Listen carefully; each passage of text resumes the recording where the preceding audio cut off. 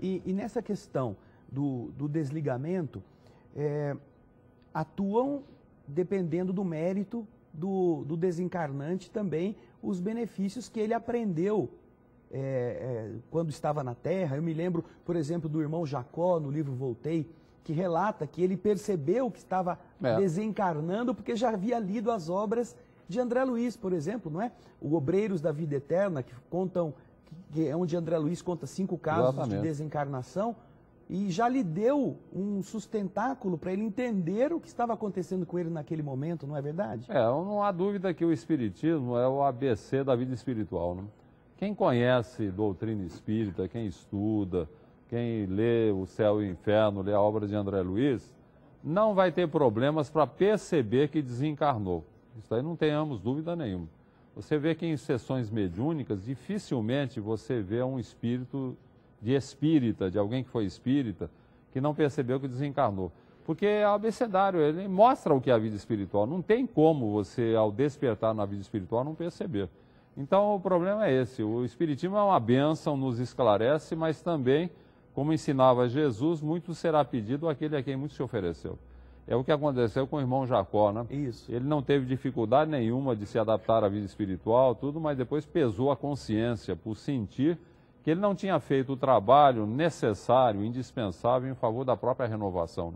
Não foi uma má pessoa, não, foi um homem muito generoso, né? Caridoso, participativo, tudo, mas determinados aspectos do seu comportamento que ele deveria ter trabalhado, ele não trabalhou no sentido de superar algumas deficiências. Quando você lê o livro Nosso Lar, você está lendo o relato de um espírito que não foi espírita na Terra. Mas quando você lê o livro Voltei, de Francisco Cândido Xavier e irmão Jacó, você está tendo a oportunidade de ver um espírita que na Terra vivenciou isso e como estava do lado de lá, não é? E eu sempre recomendo esse livro para o espírito, todo espírita deve ler. Porque você acha que o espiritismo vai te liberar no mundo espiritual de um confronto com a própria consciência, que vai ficar mais fácil? Não vai não, meu filho, vai ficar mais difícil.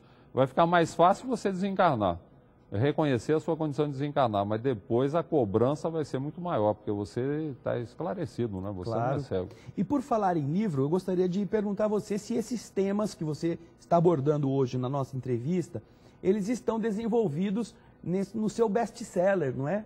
O Quem tem medo da morte.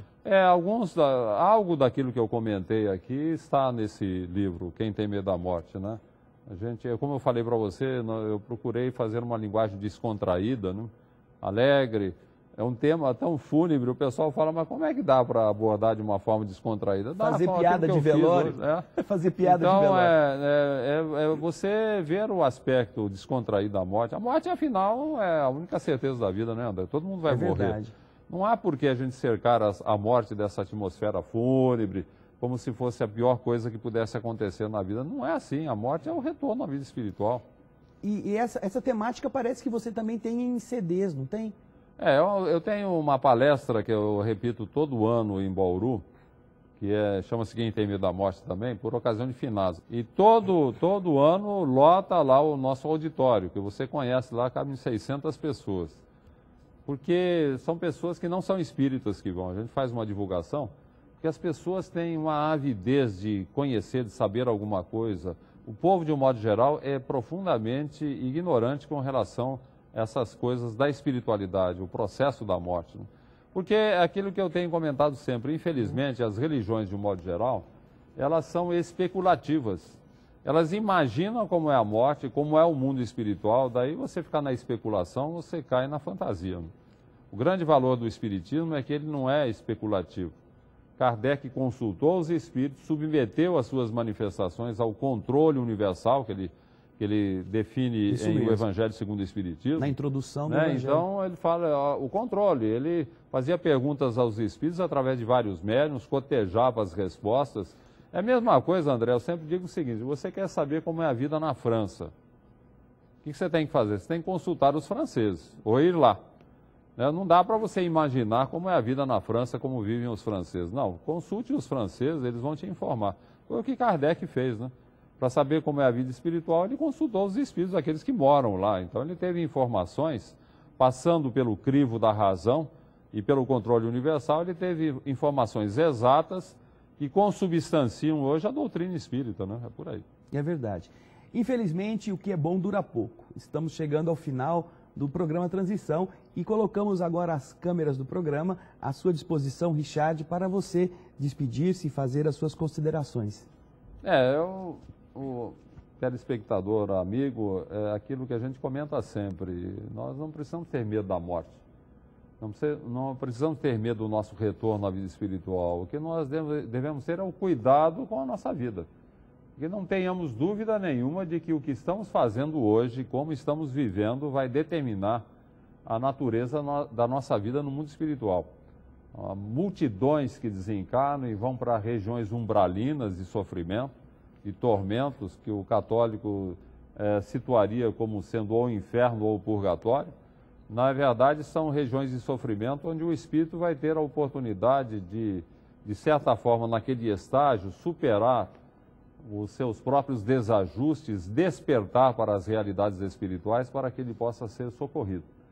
Então nós podemos evitar tudo isso, evitar longos estágios em regiões de sofrimento no mundo espiritual, considerando que nós estamos aqui na Terra com o propósito específico de evoluir. A finalidade principal da vida terrestre não é você pagar dívidas, não é passar por provas e expiações, isso faz parte do processo. A finalidade específica é evoluir.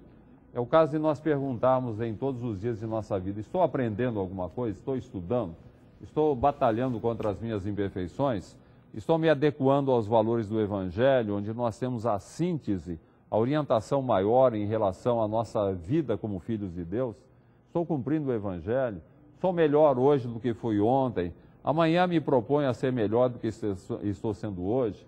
Não estou me apegando aos valores materiais, não tenho apego a nada, à família. Procuro praticar todo o bem possível, considerando que eu vim sozinho para a espiritualidade, vou voltar sozinho.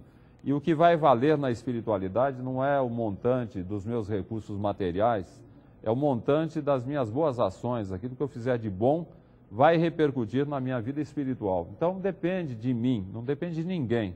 Depende do que estamos fazendo aqui na Terra para que possamos encarar a morte com tranquilidade. É o retorno à vida espiritual. Que nós possamos levar o passaporte adequado das boas ações, da boa vivência evangélica, o passaporte para as regiões alcandoradas, sem trânsito pelo umbral, né, André? Passar direto lá para cima é por aí. De preferência, de preferência. Obrigado, Richard.